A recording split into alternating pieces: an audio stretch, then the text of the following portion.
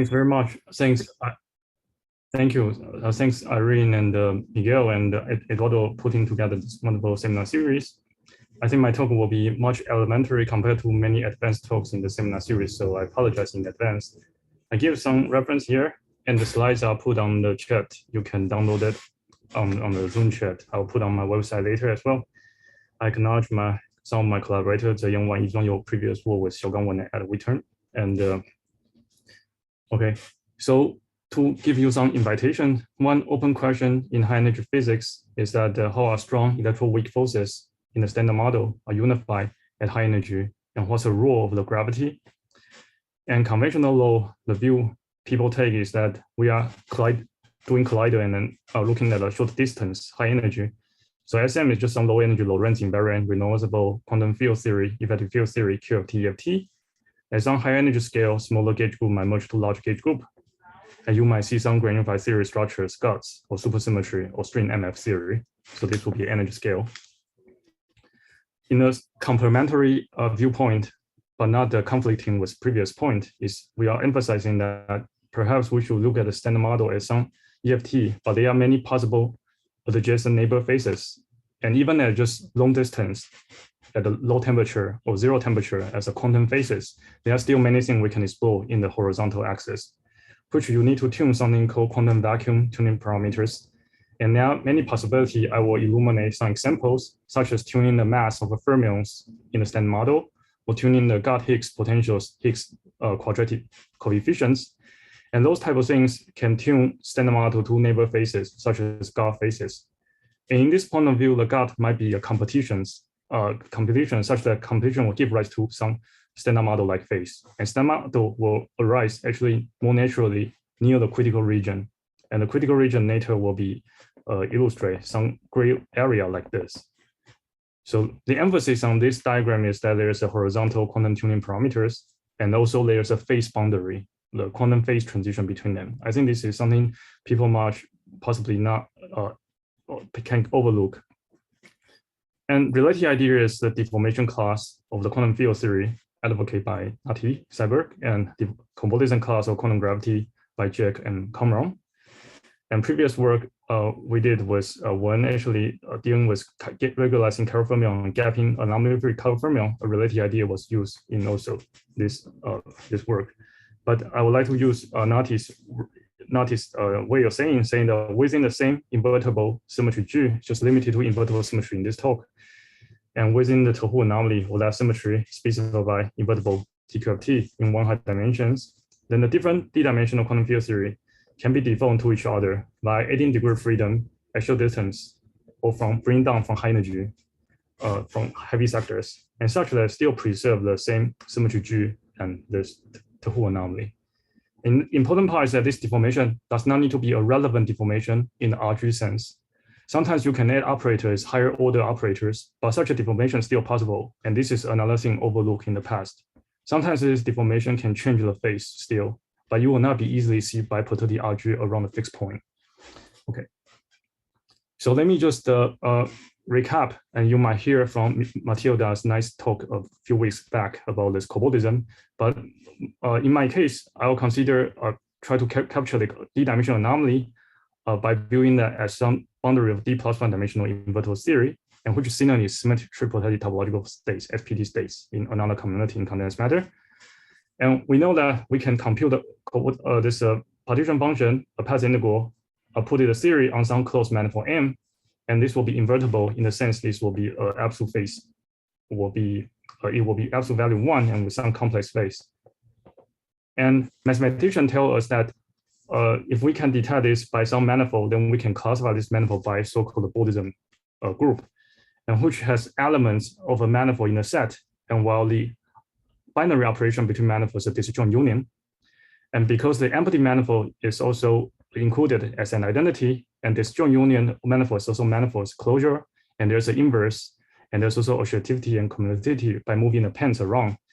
And this manifold identified with other manifolds through 1 higher dimensional manifold share the same G structure will become a so-called Wang-Cobordism group. And this will denote in this way. And this will be an abelian group, and it will be discrete. It contains the finite Zn class, or the Z class. The Zn class is called the torsion part, and which will be obtained from, for us, will obtain from d+1 dimensions. And we will gather the data as well from the free part in two higher dimension, d+2. And these two combined together will be so-called Cobordism group defined in the free Hopkins data. There's some refinement, but roughly speaking, this is correct. And this data will be called TP. And this free part captures the local anomaly. That means that the anomaly can be detected by infinitesimal small gauge or deformation transformations around from the identity transformations, while the global anomaly can only detect by large gauge or deformation transformations. So we will compute this and then try to interpret the data. Yes, and let me just make a comparison because Matilda used a different type of approach. In our test, in our talk today, we will put a 4D stand model on some manifold, and we will try to turn on as much as possible background of gauge and space-time deformorphism, which means detect gauge or gravitational type of anomaly. And by doing so, we will find out sometimes standard model will not be invariant under such background transformation, but we can couple them to 5D invertible TQFT. The whole thing can cancel. And again, by the previous slide logic, say invertible TQFT can detect by 5D closed manifold, a compact manifold, and you can try to again identify some of the different manifold class manifold generator. So similarly, the invertible TQFT will also be classified by the Cobordism group defined earlier by the Z and Zn class, and then the anomaly also detected by the Z or Zn class. In comparison, Jack and Kaman's work saying the Cobordism of a compact space like this serve as a domain wall. If the target theory you care about is a d-dimensional theory, clarify a codimension theory in a larger d-dimension, capital D, then this compact theory and another compact, the compact manifold and other compact manifold are used to use the Cobordism theory to identify through this high dimensional Cobordism of the compact space. But the dimension reduced theory will be a one lower dimensional domain wall. For example, if the standard model, if the standard model is 4D, this domain wall is 3D, and then this will be d-3, this will be d-4. So what is being checked is very different. And you heard from Matilda's talk, the Cobordism conjectures say that this d-d compact manifold has to be cobordism to a trivial manifold, or not empty manifold, and that means there's a domain wall n to nothing. And this will not be the point of view we are taking or check today. We'll only focus on this, but just make comparison to make sure we're on the same page. Okay, and let's just recall, we are really checking something on the textbook standard model with some 15 number of vowel fermions showing this, and plus possible one, this question mark, the right-hand neutrino hasn't confirmed by experiments, and with local SU3, SU2, G1, the algebra structure, and fermion sitting the representation shown in the table with the additional U1x related to the baryon minus lepton symmetry, which we introduced later. And each vowel fermions are shown as a disk, two-dimensional representation of the space-time symmetry group, and written in this way. And gauge group has full version, a model ZQ1236. But later on, we will kind of try to see whether we can say something a bit more by phenol sign.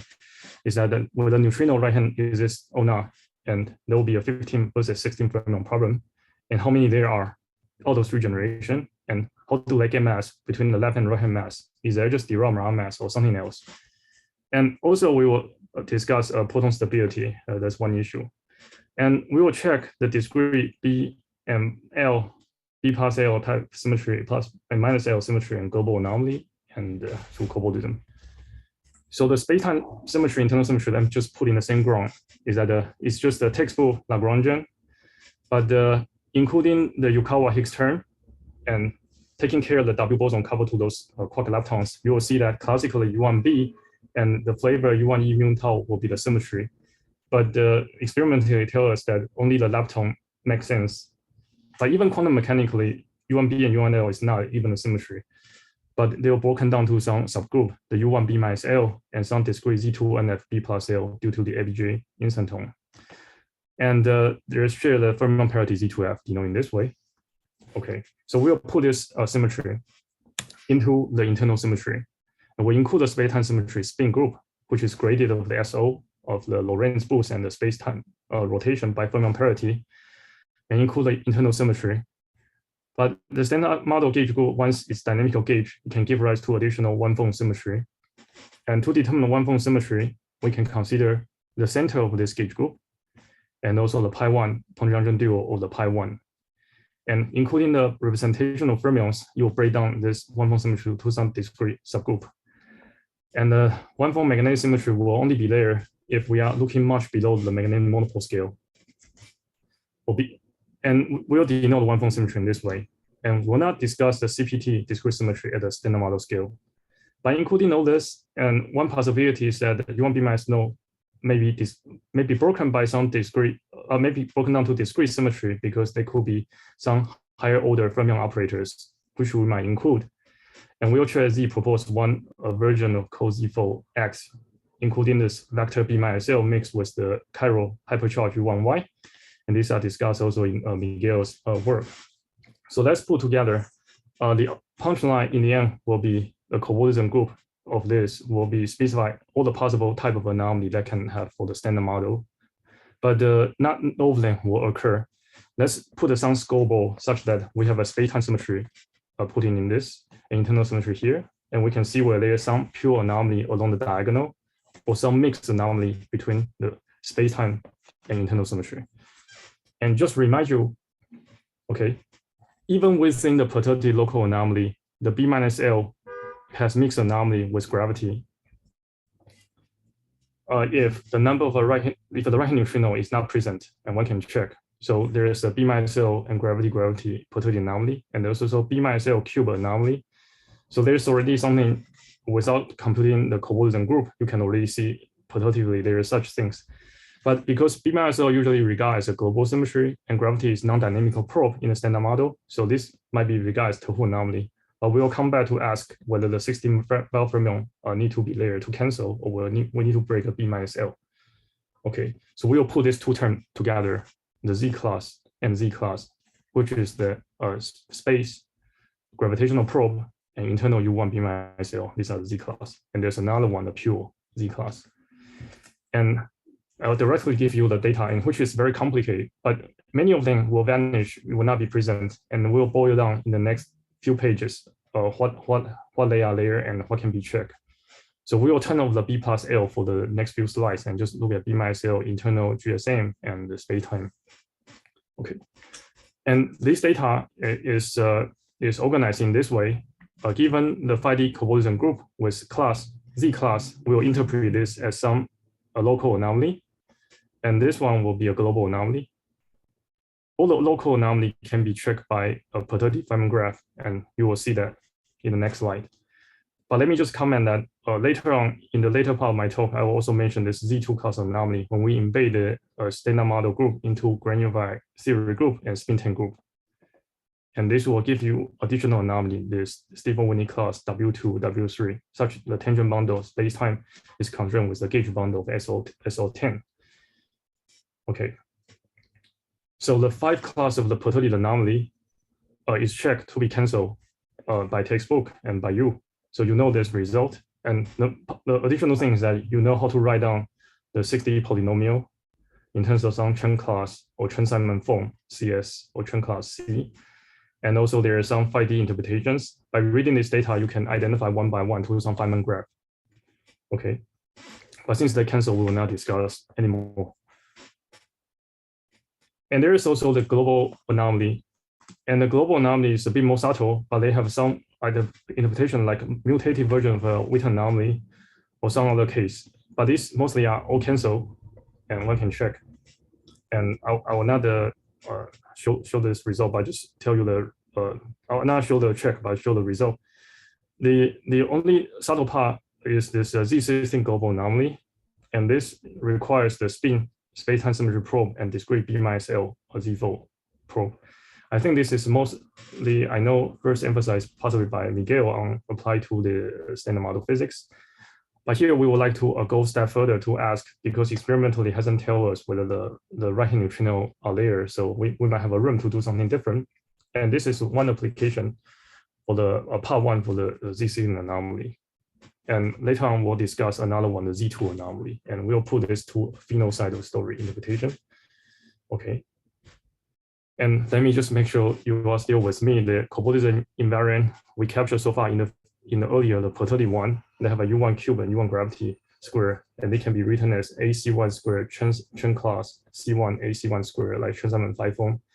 And there's a gravitational anomaly Chen Simon 3 form, evaluate on the Poincare dual of the C1 Chen class on the tangent, a bundle of that, and then define this free manifold. This will be a 5D term. So this will be a perturbative one. Once we break down the U1 B cell down to a discrete Z4 subgroup, you will turn some invariant down to a Z16. And the coefficient vanishes or not depends on the number of generation of fermions NF, which is 3 in the standard model, and number of right-hand fermions, right-hand neutrino. And this will be an APS eta invariant, evaluate on 4D manifold, submanifold, Poincare dual to this A gauge field of Z4 X. And the last one is the Stiefel-Winnie class W2, W3 related to the spin tangle. This is highly related to the new SU2 anomaly when you change spin tangle to spin 3. So we are now I'm already done with my Cobordism class of emphasis. I will just focus on these 3, but now we'll go to a final application. You might come up with different way of interpret this data, but until this slide, you can possibly do other things. But now will be my interpretation, how might be a possibility.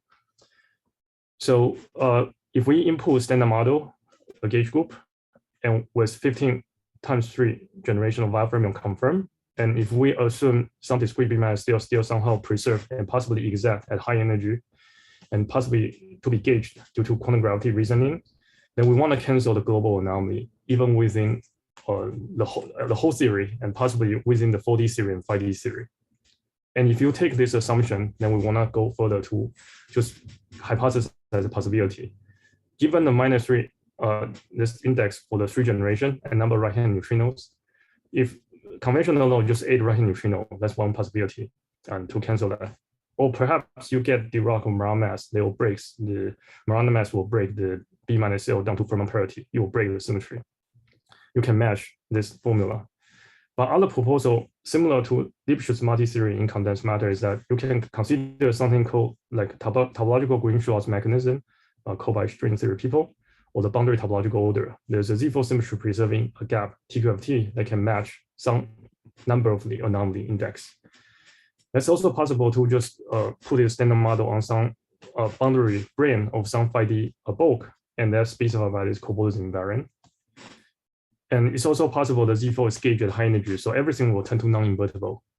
And certainly you can also just break the Z4 and to have some gap phase, but this will be some Landau-Ginzburg traditional phase, more boring.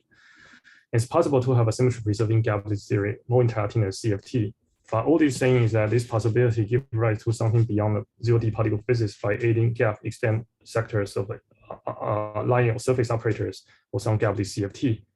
But this is very close to standard model just by this constraint. And for people can not follow the words, we just draw a cartoon figure say that the vacuum, if the right-hand neutrino are not there and the assumption that discrete B minus is still somehow exact and want to be canceled by some way, then this right-hand neutrino can be replaced by very exotic sectors. And they have a much constraint from the constructional anomaly cancellations. But based on that, you can really point out what might be the line and surface operator for those hidden sectors, or what are the higher dimensional theory, or even have some interacting CFT. But we don't know which one it is, but it's a possibility, and also how far it is to match the experiments. We don't know. But because it's highly related to the neutrino, by replacing the right-hand neutrino to something new, we may ask what's the implication for neutrino physics.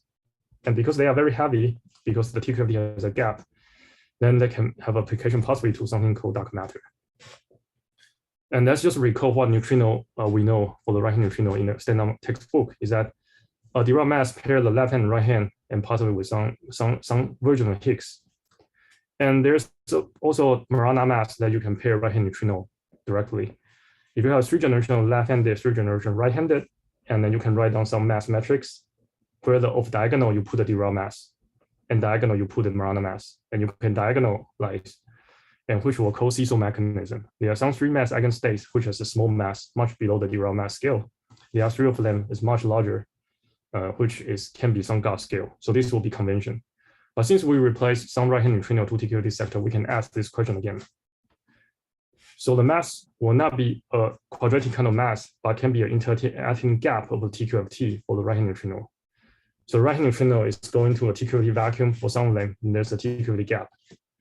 And the TQLT might have a defects, topological defects, and there is some additional Z-fold at low energy B-cell type of symmetry that can form some defects. It could be a vortex or vortex string, depends on detail of the theory, but you can try to solve the vortex subgas structure. And this is known in the materials like superconductor. When you have a vortex subgap, you can solve the superconductor gap. And this scale is something like delta of the superconductor gap scale over the Fermi energy. In analogy, in high energy physics, is that there could be some cut of or gut or Planck scale, and such that it gives rise to a scale like delta TQLT squared over Planck. And this can be some subgas scale.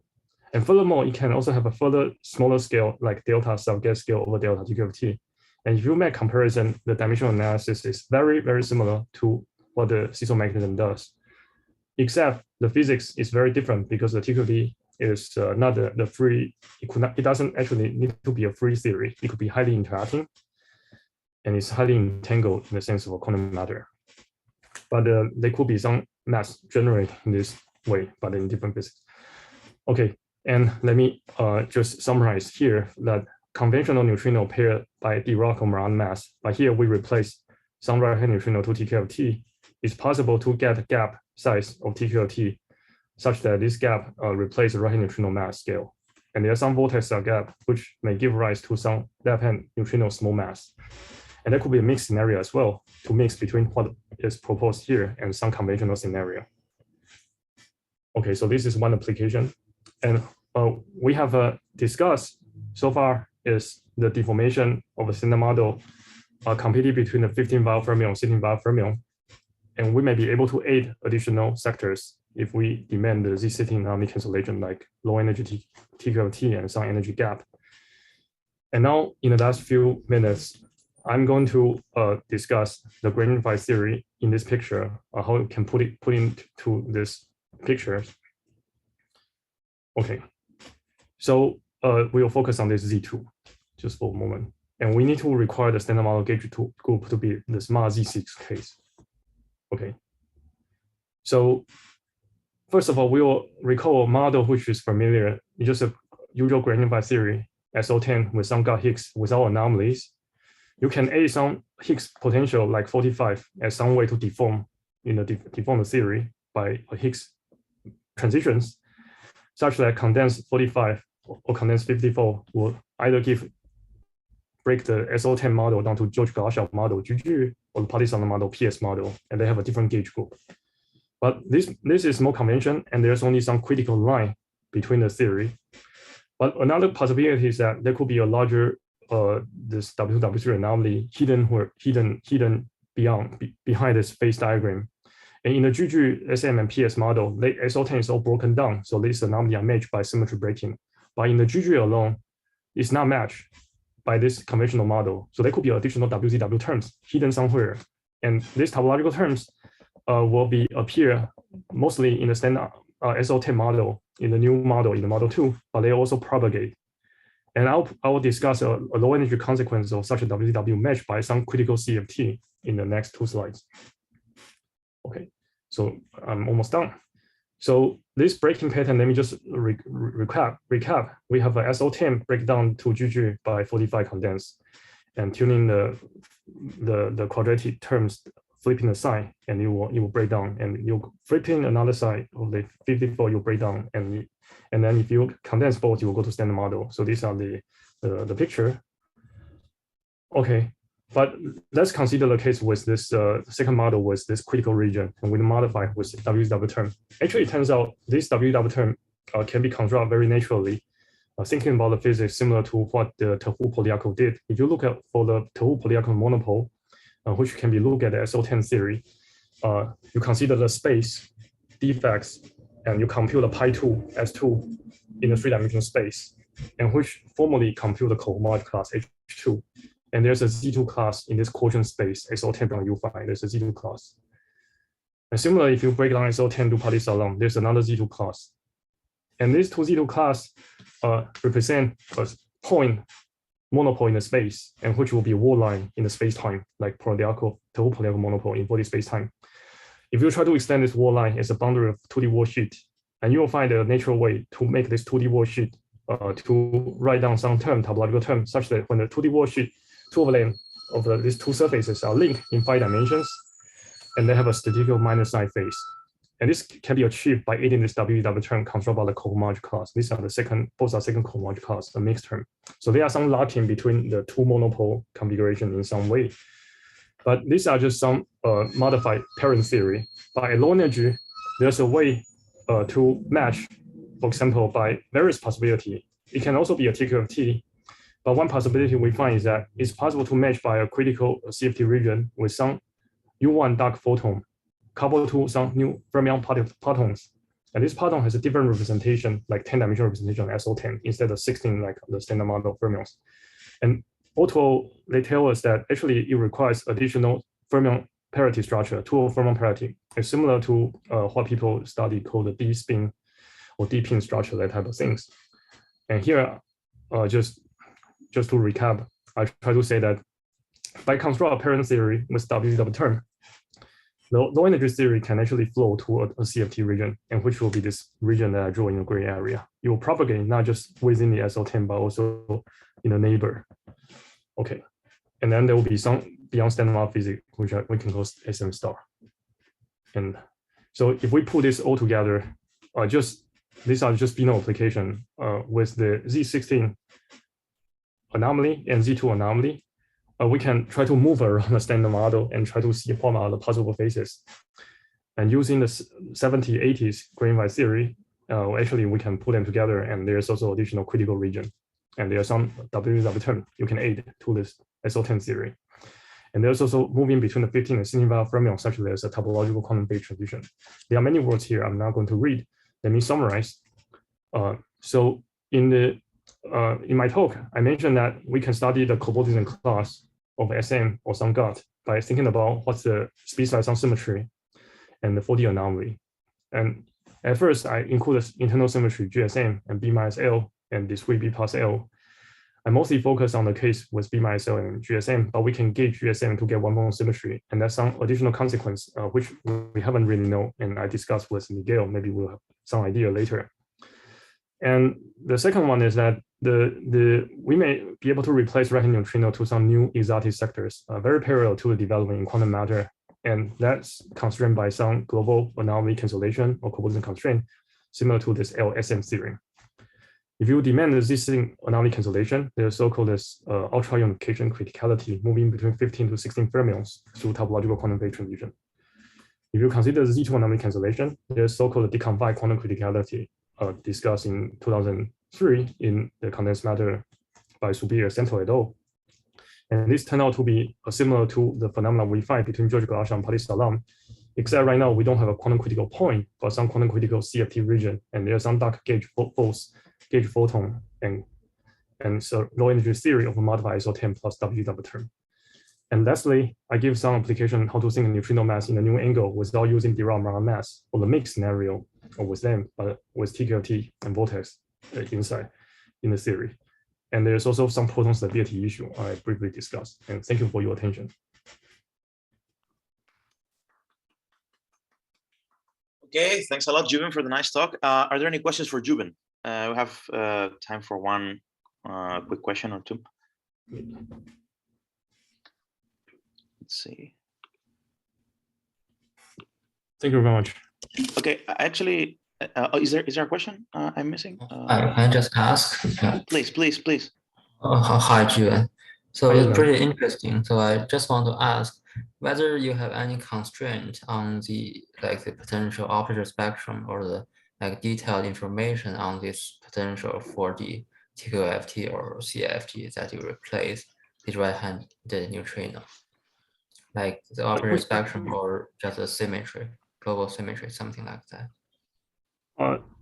Possibly based on your expertise, yes, but I haven't done that, and yeah, it's pretty premature at this stage, and I hope if you can say more, maybe I can comment more, but I don't know the answer. Okay, so it's just complete general, yeah, but right, but I suppose you are asking good questions that there is something interesting happen between the critical phase transitions, and I think a lot of mystery will be enter. I think actually, in my opinion, I think a lot of property of 4-manifold and 5-manifold, etc., and those type of things will be important in order to understand these space transitions.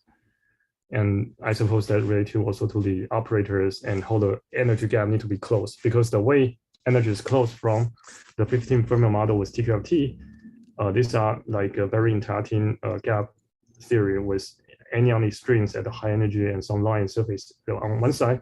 But go to a 16 fermion model, you need to have some right-hand neutrino or some free fermion, and to that is highly related to people study the duality, and I suppose there will be a lot of physics. And in the 3D case, I think people study mirror symmetry for the 3D or 2D theory, and I think this is something similar, except my motivation is very physical, and I don't have anything deep to say, but I'm thinking about this actually. Yeah. Okay. Thanks. Any further quick questions for Juven? Well, if not, thanks a lot again. Thank you very much. And if you have any more see you next questions, week. feel free to email me. Thank you. Thanks, Juven.